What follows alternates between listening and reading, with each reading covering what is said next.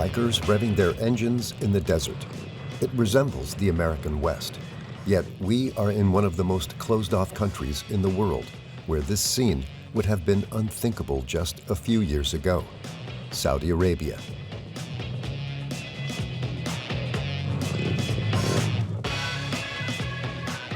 These bikers meet every Friday for a road trip. Big motorcycles, leather jackets, and bandanas on their heads. A rebellious American look, and yet they are all Saudis. صباح الخير, good morning. Noor is the leader of the group. Please حاولوا تخلوا المسافة بين لما تكون إشارة staggered formation على الخطوط الحد اللاينز مشان السويبر يقدر يشوف الروad captain. At 35 years old, she will lead the team on the trip. يعني إن شاء الله حتكون رحلة مرة جميلة إن شاء الله. Oh, I wish you all enjoy the ride today. Thank you. Not the classic image you'd expect from a gang leader. This management expert has been riding motorbikes for 3 years. Actually, it's 2020. Yes, the engine is 107. And it's a strong one. I love it. It traveled with me many places. In the past, would you imagine one day you will lead a main group riding on a motorcycle? I know.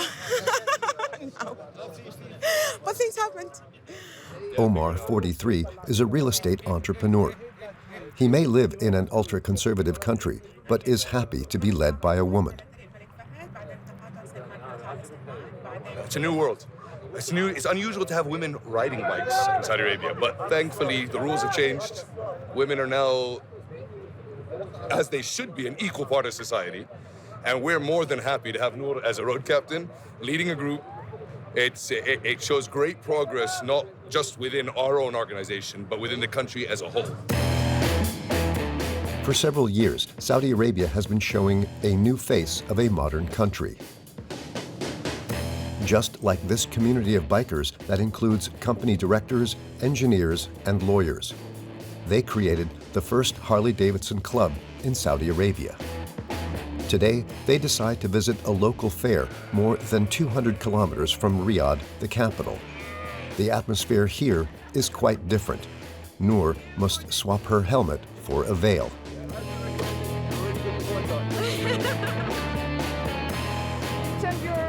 Change the look, yeah. Why? I'm going to see the camels with abaya. They may dress in a Western style, but they come from a country with tribal customs. طبعا توقيع فنان العرب محمد عبدو على عمل النزيه. Some fun for the group of friends. So far, the bikers seem to be having a good time. But suddenly, a problem arises. Apparently, our camera is not welcome. The person in charge takes us aside.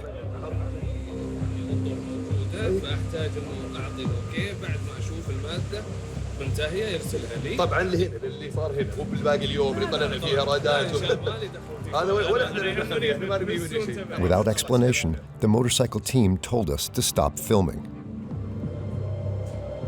It seems, and I don't know who they are, where they came from, there's a negative influence out trying to hamper your endeavors. It's not something that's ideal for you guys when you're doing a job and then suddenly you get handcuffed. Is this an attempt to intimidate the authorities? We don't know. But one thing is certain. In Saudi Arabia, it's impossible to work freely as a journalist. Throughout our stay, we will be supervised and monitored by members of the Ministry of Information. Filming under high surveillance. Saudi Arabia, a kingdom of 35 million people. As the world's largest exporter of oil, the country gets most of its wealth from its hydrocarbon reserves.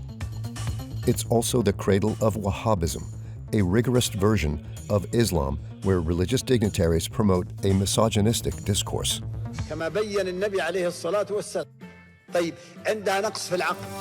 In this ultra-conservative kingdom, Bedouin traditions remain unchanged, such as this beauty contest for camels. Some owners are ready to do anything to win.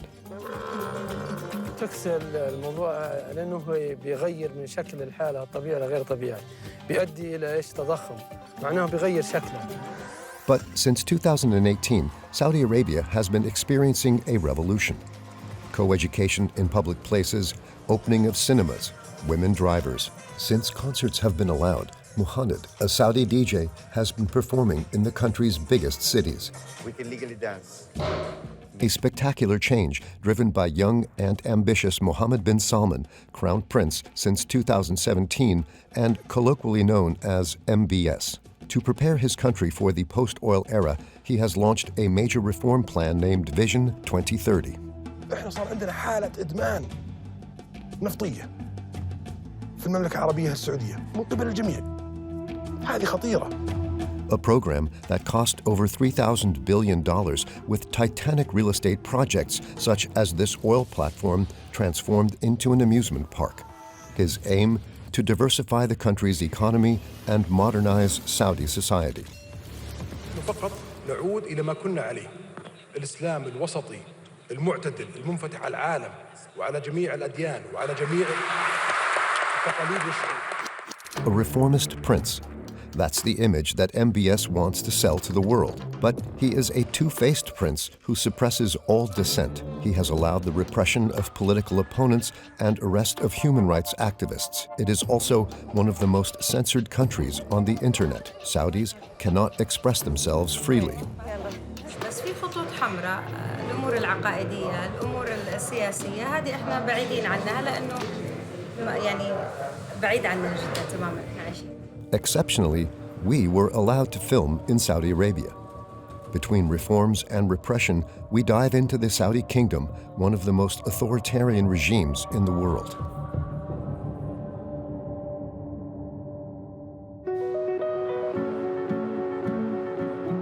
A capital with exceptional growth, where skyscrapers are amongst some of the tallest in the world. The city already has about 50 of them. In a few decades, the frantic pace of construction has turned Riyadh into an ultra-modern megalopolis, with brand new shopping centers, luxury boutiques, and trendy cafes. It's a spectacular change that makes its inhabitants proud. 30 years ago, this whole area was just completely empty. There was nothing here. It was complete desert. Abdul Salam is one of the architects of this transformation. The 56-year-old architect has designed some of the most iconic buildings in the Saudi capital. The client asked us to build a tower that is as high as the Eiffel Tower, the Tour Eiffel. And because the regulation did not allow, we designed a building that has the height regulation requirements, which is up to where you see the necklace, and all from the 30th floor up is all empty. You cannot have residents in there. So we created this shape so that it can reach the height of the Eiffel Tower. For the past 4 years, this Saudi Arabian has been working on a shocking project. This morning, in the offices of Omrania, one of the most prestigious law firms in the country, Abdul Salam gathered his best team of Saudi architects. Are they going to be the same shape all the time? Are they going to have patterns? Maybe the patterns are different. Is it going to be used for lighting as well? Yes. Lighting in that night. Cameras. This team of architects won the city's largest contract. No, this is the King Salman Park. This is the biggest urban park in the world. It's 16.5 square kilometers, and it is 5 times bigger than the Central Park, and it is the biggest project in Riyadh right now. An urban forest created from scratch to make Riyadh one of the most livable capitals in the world. It might seem impossible. How will we turn a flat desert airport into a lush, thriving forest? First of all, we'll transform the landscape to provide shelter from the sun and the wind, forming new microclimates and habitats where plants will flourish. More than 1 million trees will be planted, an incredible $23 billion project financed by the Saudi Sovereign Wealth Fund, the financial arm of the regime, a real challenge in a city where it rains on average 3 days a month. But Abdul Salam's team thinks they have found a solution. water will be a challenge, but because we have a lot of seepage in water and we have a lot of possibilities to produce water out of the huge amount of people that are in Riyadh, we believe that water can be restored and then repoured into the park. So we believe that our target, as per the Vision 2030, that this project and the other projects with Green in Riyadh will reduce the temperature from 5 to 10 degrees. 5 degrees is realistic, 10 degrees is optimistic. And what is your expectation? 6 degrees? We'll wait and see. We'll wait and see. 100 years ago, Riyadh looked like this, a Bedouin village in the heart of the desert. From the 1970s onwards, petrodollars were poured into the Saudi capital. In 60 years, the population of Riyadh increased from 150,000 to 7.5 million. Today, the city aims to become the economic center of the Middle East. This is the KAFD, King Abdullah Financial District. It's the heart of Riyadh. It's like La Défense in Paris. It's about 1.6 to 2 million square meters of investments. It has about 61 towers. By 2030, Riyadh hopes to attract up to 500 multinationals to compete with Dubai and Abu Dhabi. The entire financial district has been designed to be a symbol of the new face of Saudi Arabia. Right down to the design of this large mosque, shaped like a sand rose without any columns inside. It is a contemporary design. We wanted to design it in the same spirit with the dome and with the classic architecture. We needed to do something that is contextual and that is within the context of the whole district. And we thought that this style will really bring in something new, and we believe it does. A breath of fresh air by Mohammed Bin Salman. The business district is part of the reforms launched in 2016 by the Crown Prince, with the ambition to transform the country's economy. Well, the goal of Vision 2030 is to reduce the dependence on oil, improve our economy in different ways, improve the quality of life of our citizens and the residents of Saudi Arabia. It's very ambitious, but we believe in it and we trust we can do it. Within the framework of the Vision 2030 project, Crown Prince Mohammed Bin Salman is multiplying the number of mega projects at astronomical costs. One particularly costly venture, the kingdom will invest $8 billion into the Red Sea project, a luxury resort on the Red Sea. But the craziest project of all goes by the name NEOM, the city of the future. اليوم بصفتي رئيس مجلس إدارة نيوم نقدم لكم ذا لاين. مدينة مليونية بطول 170 كيلو تحافظ على 95% من الطبيعة في أراضي نيوم.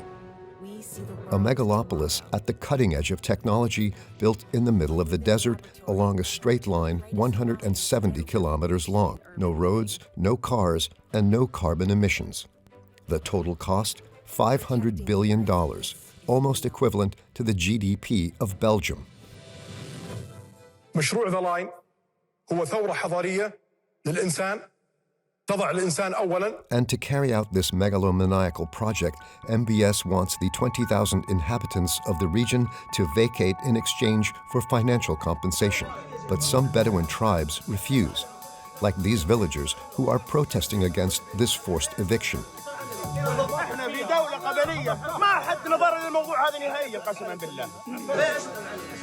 One of the residents tries to raise public awareness by posting videos on the internet. بداية في عملية مسح للمنازل بهدف إخراج الناس ترحيلهم من أرضهم تقدر تسموه تهجير قسري. بطبيعة الحال الناس جميعها غير موافقة ضد الترحيل، لكن الأسلوب اللي اتخذته الدولة يعني للأسف يعني إرهاب دولة. أخوان كيف الشرطة؟ الآن هذا الضابط هذا وأفراده عبد الله اسمه عبد الله الربيعي مع الجيوب هذه شوف مداهمين البيت لأني بس ما أبغى أسجل اسمي في الترحيل ولا أبغى أوقع. A few hours later, the man was killed in his home by the police. According to the police, the villager was armed and opened fire first. This information cannot be verified. For Mohammed bin Salman, nothing will stand in the way of his vision of the new Saudi Arabia.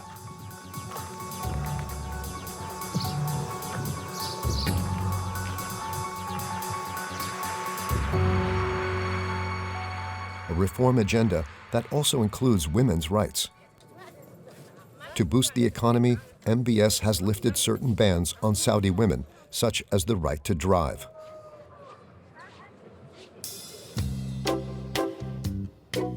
North of Riyadh, a strange practice takes place every day. Drivers cross each other's paths, sometimes at risk of colliding. This driving school has a special feature. It's for women only. Saudi women aged 18 to 60 from all social classes.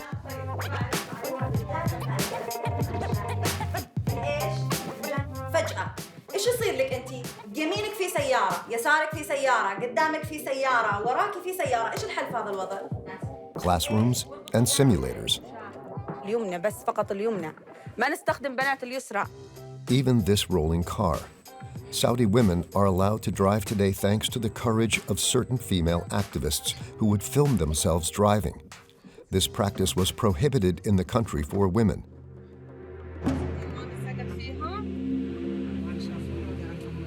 They are? Lujain al-Hathlul became the most famous of them with this video that would be seen all over the world. قاعدة أسوق بسيارة ملكي وبرخصة إماراتية في محاولة لاستمرار حملة قيادة المرأة للسيارة ونشوف وش يصير. Lujain was arrested with other activists only a few days before the ban was lifted. For her activism for women's emancipation, she spent 3 years behind bars before being released. Saudi women were finally allowed to drive in June of 2018. In the car park, the driving school has pulled out all the stops. 800 cars are available. This morning, Lama, 37, is about to take her first driving lesson. السلام عليكم. لين. تعرفيني باسمك؟ لما المطلق. تشرفنا تفضلي. The inspector on the right will first take her around in the car for a little lesson in mechanics. زيت الماكينة طبعاً طلع بهذه الطريقة. يعني تعبئتها من جديد وإذا كان لو يعني يحتاج زيادة زيت وإذا هاي يكون كويس. طبعاً ما نستخدم الزيت ما نطلعه إلا لما تكون السيارة طافية يعني خامل الزيت. Okay. Although this mother has driven in the desert under her husband's supervision, she has never experienced the stress of traffic. هي ريحتني الله يعافيها انها هي مسيطرة على السيارة معي، يعني لو في حال اني انا غلطت او شيء هي موجودة راح.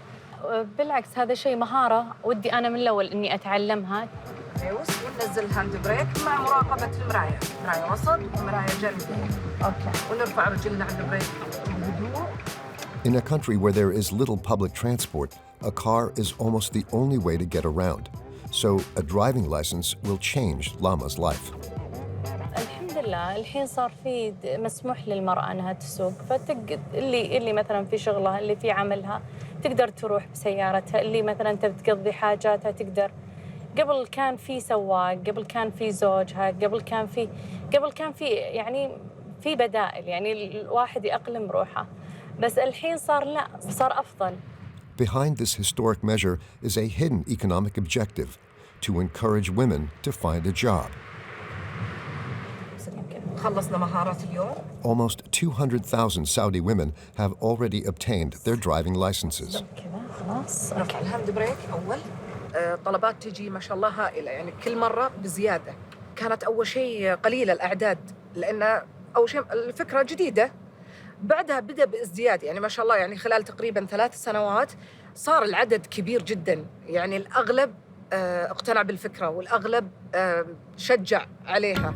In addition to being able to drive, Lama can now open a bank account, apply for a passport, and travel alone.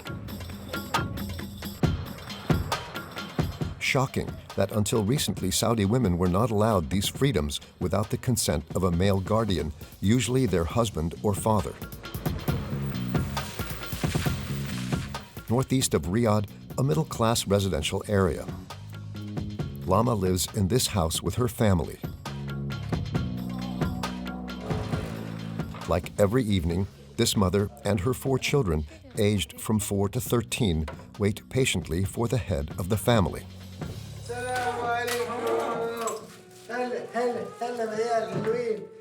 It's 6 p.m. and Riyadh comes home from work. He is employed in a bank as a client manager. As soon as he arrives, Lama takes care of her husband. أعطني خلينا نفسخ شماغك وهستك اديني إياها. طيب أوكي أوكي إن شاء الله بس شوية دقائق إيه. I give my wife my قطرة شماغ. And she take care about this one. After this one, they brought the food. We eat together. We stay together. This is the real life. يلا. Due to our camera, Lama will keep her niqab on at home for the duration of the interview. حمودي جبه خليني أحطه هنا. أوكي. حق السلطة. Lama and her husband are a traditional Saudi family. They each have a precise role in the relationship. سكوتر ويبغى ياخذ سكوتر غير الطبخ يعني مثلا. أهم شيء إحنا عندنا الأولاد. هي تدرسهم التربية يعني يساعدني بالقوانين بس التربية تقريبا يعني أغلبنا التربية ماما. Saudi woman in the home, she is the queen of the home.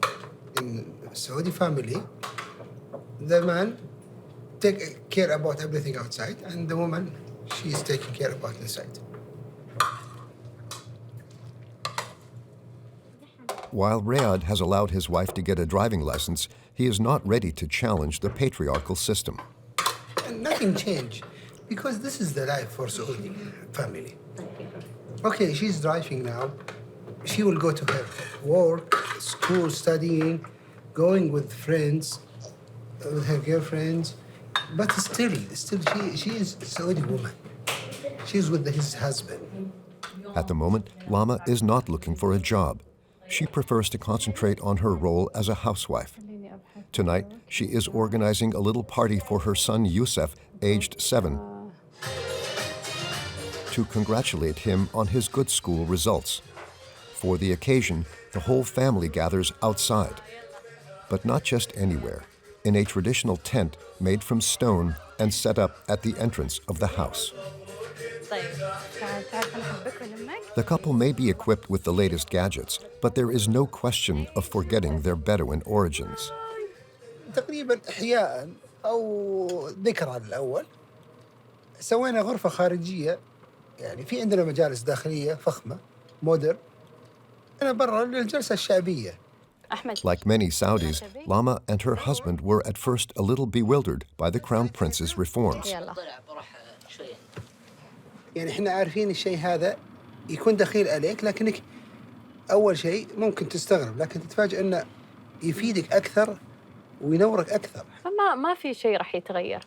أنا نفس ما أنا في لبسي، في عاداتي، في كلامي، في أكلي، نفس ما هو. يعني إذا أنت وقفته الدنيا كلها راح تتطور وأنت بتظل واقف مستحيل. أنت لازم تواكب العالم كله. ما تجي كذا عرفتي؟ كلكم جزمة. Despite the measures in favor of women, most Saudi women like Lama are not ready to break free from the guardianship system. حتى لو يعني برضا أنا مستحيل إني أسافر بدون ما هو يقول لي لا خلاص يعني عرفتي مستحيل إني أنا وكلهم يعني الأغلبية أكيد بإذن أهلها يعني ما راح تروح تسافر والله أنا بروح كذا لا. A system of guardianship that is far from being completely abolished. To have custody of children or get married, Saudi women still need the agreement of a guardian.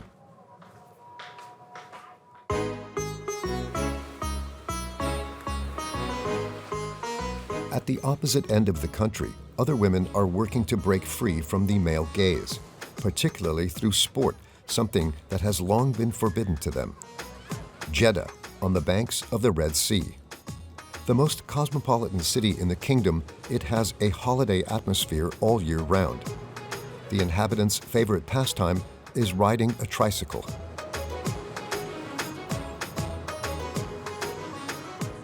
Riding a bike sounds like a normal thing to do, but for Saudi women, it's a novelty. Nasreen, 45, opened this cycling club in 2018. Every week, she welcomes new members who come to learn to ride a bike. شعورك يلا يا بطلة والله بطلة يسعد قلبك يا شيخ. For years, cycling was exclusively a men's sport, a practice that is not illegal but considered to be immodest for women.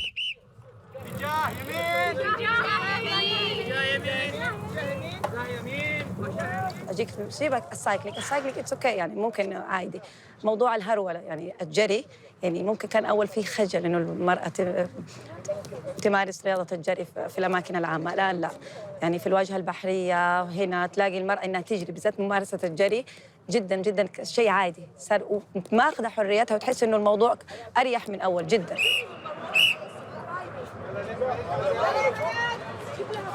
جدة سايكليست جدة سايكليست جدة سايكليست غير حياتك.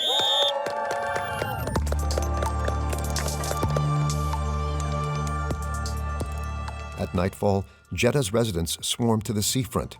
This is the time of day when Saudis like to go out with family and friends.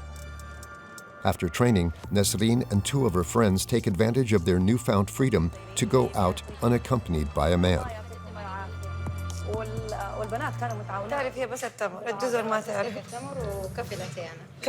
They meet in their favorite cafe, one of the latest trendy places in town.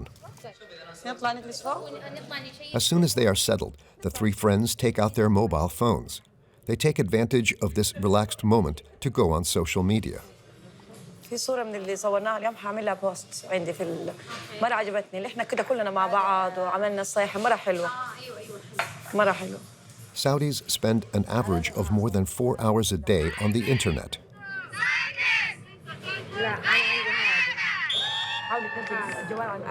حاليا السوشيال ميديا استخداماتها سناب شات، انستغرام، تويتر، متطلب حياة. الكل حابب يستخدم عشان أعرف كل شيء قريب أو بعيد عنه. An appearance of freedom behind which lies a completely different reality. In Saudi Arabia, the internet remains a highly controlled space under permanent surveillance. بس في خطوط حمراء، الأمور العقائدية، الأمور السياسية، هذه إحنا بعيدين عنها لأنه يعني بعيد عننا جدا تماما إحنا عايشين. خطوط حمراء المفروض إنه إحنا ما نتعداها، لو تعديناها في عقوبات أكيد لأنه الكل شيء. انتبه لكلامك.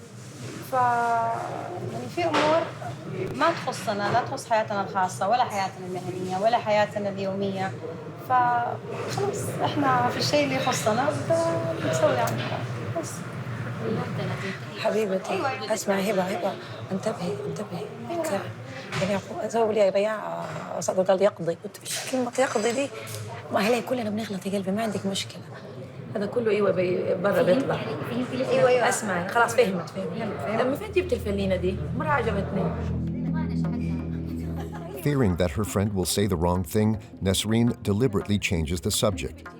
In Saudi Arabia, a simple tweet or saying the wrong thing can land you in jail. This is what happened to Abdul Rahman al-Sadhan. Arrested in 2018, the aid worker was sentenced to 20 years in prison for criticizing the government on Twitter. A relentless repression that also targets dissidents abroad. Jamal Khashoggi was an exiled Saudi journalist known for his criticism of the Crown Prince. It is becoming a one-man rule. He has a control on everything. He is creating an environment of intimidation and fear. Saudis are being silenced. On the 2nd of October 2018, he went to the Saudi consulate in Istanbul for administrative purposes. Inside, the journalist was strangled and his body dismembered by a commando group of Saudi agents. Initially, Saudi Arabia denied the journalist's disappearance, before finally acknowledging his murder a few weeks later. It is a heinous crime that cannot be justified. Today, Saudi Arabia is carrying out all legal things to finalize the investigations, to cooperate with the Turkish government, and to present the perpetrators to the court. The Saudi authorities spoke of an operation gone wrong. The American intelligence services accused the Crown Prince of having validated the assassination.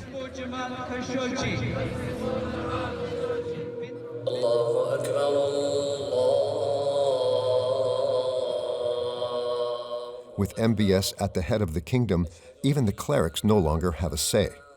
Until now, power was shared between the royal family and the ulama, guardians of Wahhabism, the rigorous Islam that has governed the country since its foundation. But from now on, the Crown Prince intends to govern alone, as this imam from a mosque in downtown Riyadh will confirm. He was the only one who agreed to meet us, on one condition, not to be interviewed by a woman. عندنا طريقة معروفة في الطريقة السلفية وهي أن ولي الأمر فلذلك نحن عندنا حرية لكن هذه الحرية مقننة ومضبوطة بما يتوافق مع الشريعة فلا يمكن أن نقول اليوم أن كل الحرية المتاحة في أوروبا يمكن تطبيقها ليس فقط في السعودية. While Saudi society is governed by rigorous Islam, it is also rooted in Bedouin tradition.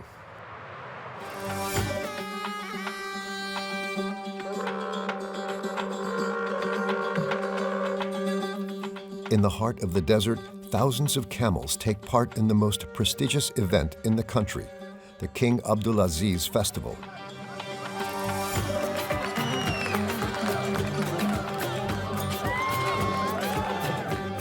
A sort of agricultural fair, but the Saudi version. The undeniable star here is the Arabian camel. People come from all over the country to see the beautiful animals or do business in this livestock market.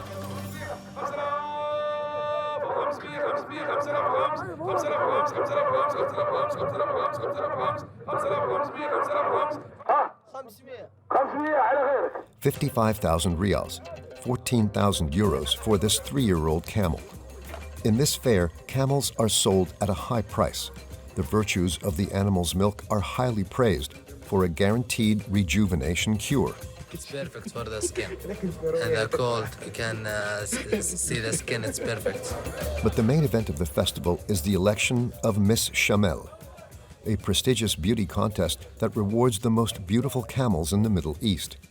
The prizes include luxury sedans and several prizes to be shared, totaling 58 million euros. Nearly 30,000 animals will be paraded before a jury. لها جماهيرية ومتابعين وأيضا تفيد كثير من الناس في ضخ الأموال في الحركة الشرائية والبيع والشراء فيها مثلها في مثل مسابقات الخيل. Around 2,000 breeders from all over the Gulf countries came to the event. Not a single woman in sight. ويهمنا الاسم أكثر من الجائزة، مع أن الجائزة يعني لا بأس فيها تقريبا الجائزة $1,000,000 ريال. ولكن يهمنا الاسم في المشاركة أهم من الجائزة. The herders have set up camp a few kilometers away. No more tents on the horizon, but huge, ultra-modern caravans. A powerful Saudi owner agreed to receive us. Hamad made his fortune in real estate and the oil industry. عندي داخله من المسابقة هنا حول 180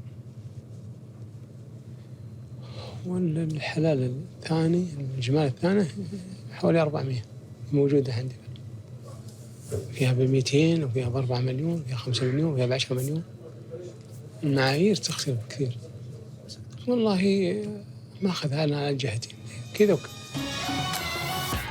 At 50, this businessman has traded in his camel for a Mercedes SUV, a little jewel, at over 160,000 euros. Despite his wealth, this Bedouin is not about to abandon his traditional way of life. الحين نرتاح فيها أكثر من ضجيج البلد ومن الإزعاج ومن الحياة أول أحلى من الحين أحلى بكثير. This year, Hamad hopes to walk away with a prize. To give himself the best chance of winning, he treats his camels with the utmost care. A blanket to protect their hump and shiny hair from the sun, fresh feed to keep them in shape.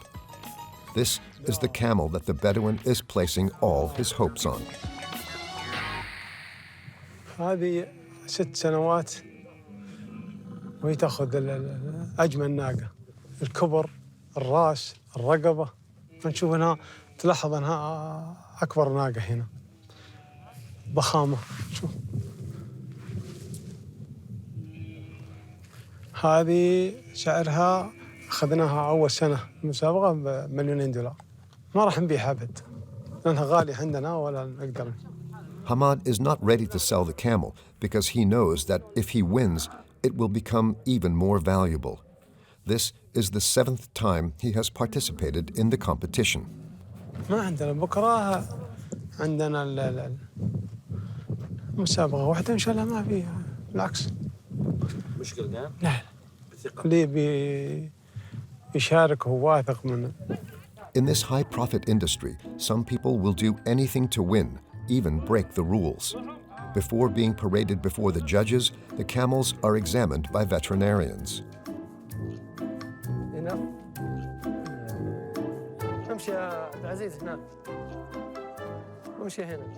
To qualify for the title of beauty queen, the animals must be in perfect health. The medical team even gives them a facial ultrasound as some owners resort to unthinkable methods. تكسر الموضوع لأنه بيغير من شكل الحالة الطبيعي لغير طبيعي، بيؤدي إلى إيش تضخم، معناه بيغير شكله، معناه يعطيها شكل ضخامة في الأسبال أو الأسفل العليا والشفة العليا، وبالتالي بيغير من شكلها الظاهري وبالتالي بيعطيها شكل أكثر جمالي. A deception taken very seriously, so much so that the medical team set up a tented laboratory with the latest instruments including X-ray machines and infrared thermometers. The vet thinks he has detected an attempt to cheat. الصورة هذه تبين احنا ما اقدر اقول لك عن المادة لكن يمكن البوتوكس يمكن مادة ثانية بس على اساس انه هي مادة مالئة ومغيرة الشكل في هذا السبال كله هذا الشفة العليا اللي هنا فهذه المادة محقونة جوا. This year, 43 camels were disqualified from the competition for cheating.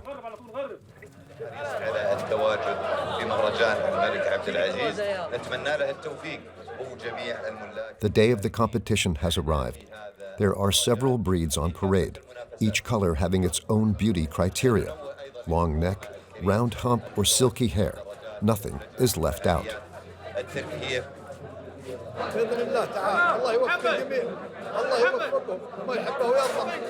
The judges note the physical appearance of the animals, but also their gait. Under the gaze of their rich owners and the encouragement of the public. The results will not be known until the end of the day. Today, a Saudi Arabian owner won the competition.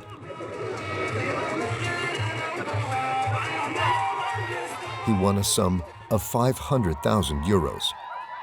This is enough to shower the members of his tribe with glory, who will celebrate their victory all night long.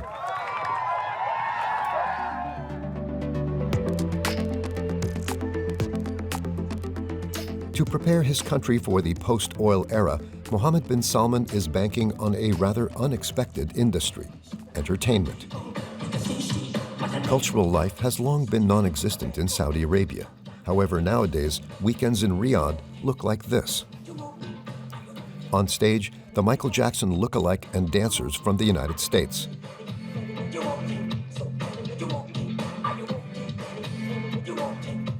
An American-style show that doesn't seem to shock the public, not even the singer's somewhat daring performance.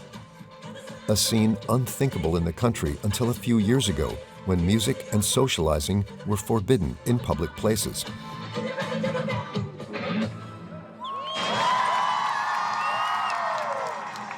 I love Michael Jackson. This concert is part of the Riyadh Season Festival, the capital's new must-see winter attraction. A gigantic fair covering 90 hectares, 9 times the surface of the Foire du Trône.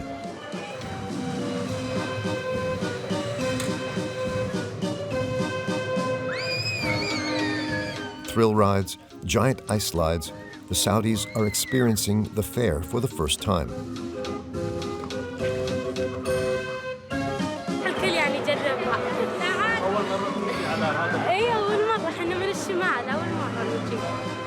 About 50 attractions, 200 restaurants, and 70 cafes. The festival welcomes more than 20,000 visitors per day.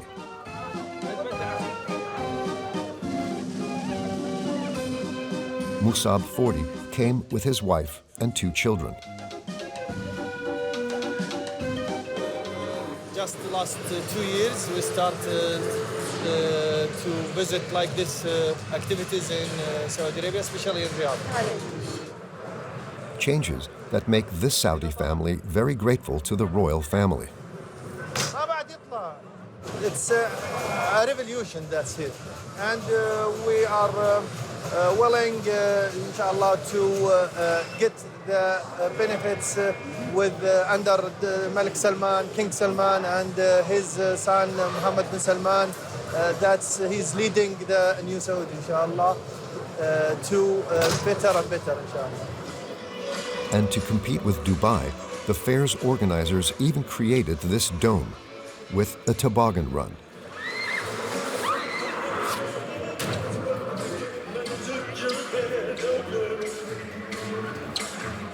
And a children's playground with artificial snow.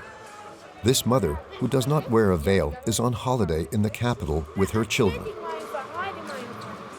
Before we cannot go, we cannot see, we have to travel. Now we don't need to travel to anywhere. Despite the authoritarian excesses of the crown prince, she too has high praise for the royal family. Every time King Salman and Mohammed Bin Salman do everything for us, so we know that it will be very perfect. No democratic reform, but more leisure activities for Saudis. In order to get into the good graces of the population, Mohammed bin Salman reopened cinemas in 2018 after a 35-year ban. Today, the kingdom has more than 400 cinemas. Adon is Australian. He has just been hired from Dubai to run this cinema. We've got the replica of the London phone booth as part of the entrance. So from your entry point, you go through the phone booth. Since their opening, the theaters have been packed, and the biggest hits are, of course, American blockbusters. So coming up, we've got some of our December releases. The main ones to look at: No Way Back, Survive the Game with Bruce Willis, who's very popular in the region. In Saudi Arabia, they show the same films as the rest of the world. Well, not quite. Marvel Studios' latest blockbuster, The Eternals, has been censored due to a kissing scene between 2 men. There's censorship for everything that gets released, and that's up to the regulatory body what they decide needs to be cut for the local audiences. So do you know what kind of scene can be cut? Typically, it's anything related to nudity or sex scenes or anything such as that. Despite the censorship, the entertainment industry has a bright future ahead of it. The Crown Prince plans to invest $64 billion in the coming years.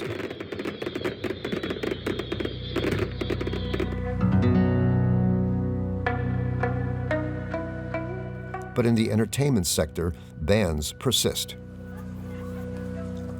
While dancing is now allowed at open-air concerts in Saudi Arabia, nightclubs are also still banned. This ambiguity leads some Saudis to disregard the ban. Like Muhammad, an artist from Jeddah, one of the few DJs in the country. Today, he is preparing his playlist for his performance in a theater. At 33, he is one of the emerging stars of the Saudi electro scene.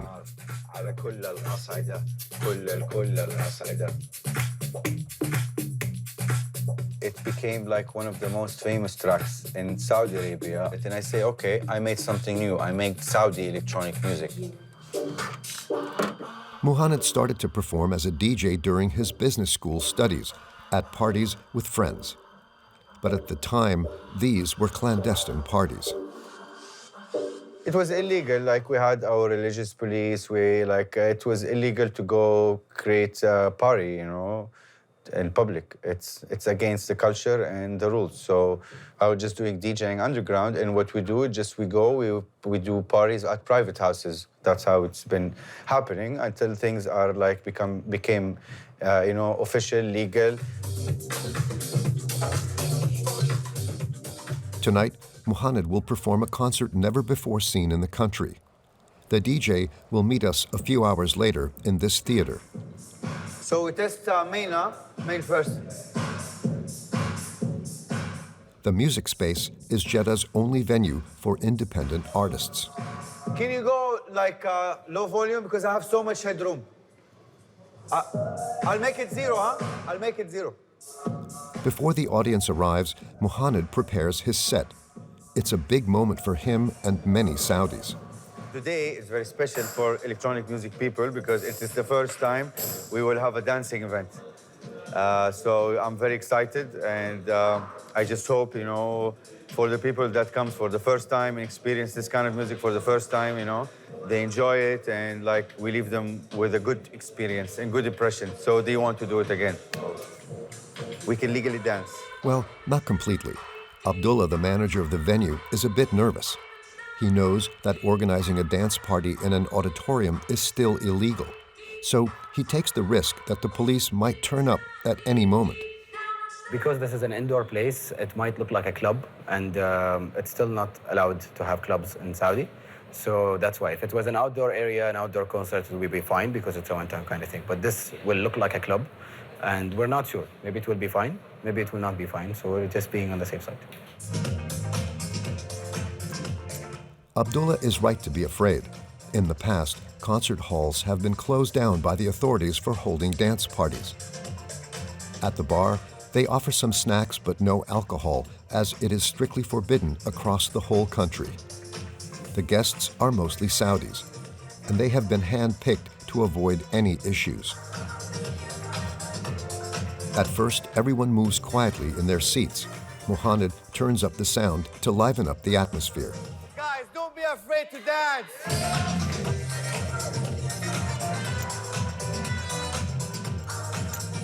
Encouragement that has an effect.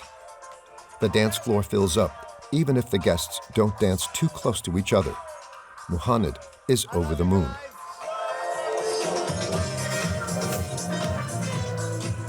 On the dance floor, the traditional dress code was left behind. For these young people who have grown up in an ultra-strict country, this evening is a real bubble, like for this Saudi woman from Jeddah. It's honestly an amazing experience. I've lived here my whole life, and it's crazy to see something like this here. It's a great step forward, and it's slowly going to get even better, and I'm just excited for the future of this country, and the energy is insane, the people, it's great to have this here. It's 1 a.m. They have to pack up. Thank you for coming. We will do this again for sure, all right? How was it? Yeah. How was it, Mo? Was excellent. I said all what I have to say. Yeah. Since our filming, other dance parties have been organized in this theater without any intervention from the authorities. By encouraging more liberal morals, Mohammed bin Salman hopes to attract foreign tourists. Until now, Mecca has been the country's leading tourist destination. About 2 million worshippers visit the holiest place in Islam every year. The kingdom is now banking on its cultural heritage to open up to travelers from all over the world. Welcome to a journey you've never imagined. To popularize it, he has invested millions of dollars into promotional clips. Welcome to Arabia, Saudi.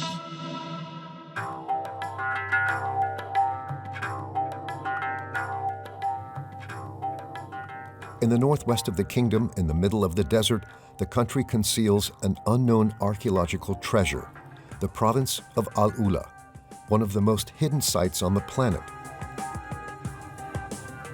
A spectacular cliff setting, majestic tombs carved out of sandstone. The site of Al-Ula is home to Nabatean remains dating from the 1st century BC.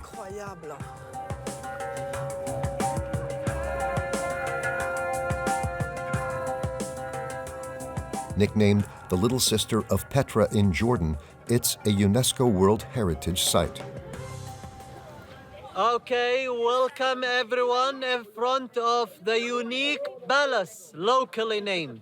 It's the only tomb in the south. Also, the architectural, it's unique. It has 4 columns instead of 2, just like the rest of the tombs. And it seems that he doesn't like neighbors. He's 1 tomb and 1 stone. These French women are among the first foreign tourists to visit Al-Ula. The country has only issued tourist visas since 2019. Qu'est-ce qu'ils vous ont dit vos proches quand vous avez dit que vous alliez en Arabie Saoudite? Tu es folle. Et vous avez des collègues, des amis qui n'ont pas voulu venir, c'est ça? Oui, c'est vrai. Elles ont eu peur. Ouais, elles ont eu... Oui, enfin, elles n'ont pas eu peur, mais elles n'avaient pas envie de tout le tralala de se voiler. Elles vont être bien déçues quand elles vont savoir que finalement, voilà, on est dans un pays en pleine évolution. Je disais qu'on ne pouvait pas avoir les orteils découverts, on avait des voiles, j'avais pratiqué la technique du hijab, du niqab, etc. Et en fait, on s'est senti très très ridicule à l'arrivée parce que les gens sont habillés, certes, de manière extrêmement décente, mais ce n'est absolument plus obligatoire. Yad is a Bedouin from the region. He took advantage of Saudi Arabia's opening to tourism to become a local guide.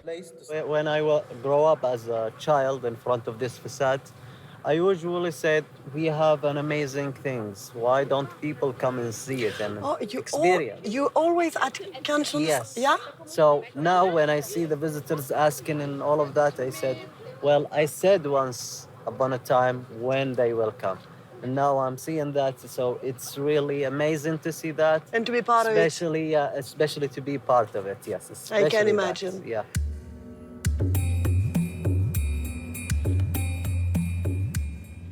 By 2030, the country hopes to attract 100 million visitors.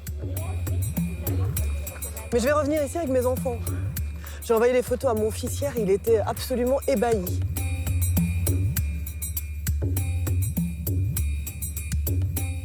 Al-Ula is the tourist showcase of the Saudi kingdom, which is striving to be a luxury destination. The country has invested over $15 billion in the region, enough to finance the wildest of facilities, like this mirror, which is actually a theater.